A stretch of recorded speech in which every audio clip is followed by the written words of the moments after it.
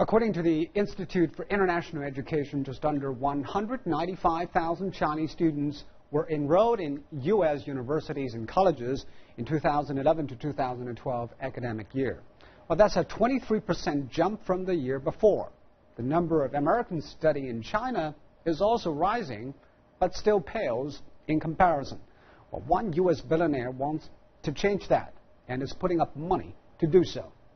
Karina Huber has this report from New York.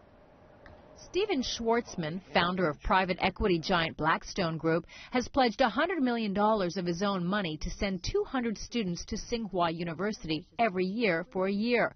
45% of the scholarship winners will be from the United States, 20% from China, and the remaining 35% will be from the rest of the world.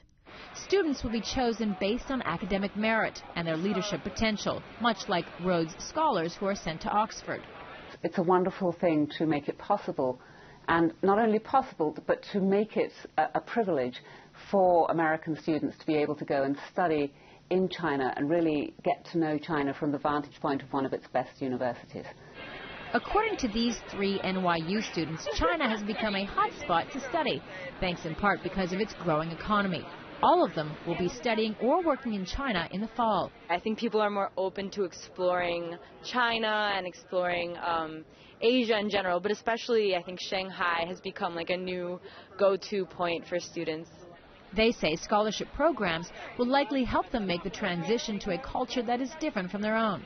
China is a crazy, new, exciting, but wildly different sort of place, and so it's nice to have that base so that you can have that language instruction and the cultural immersion with the help of some sort of established program, I think.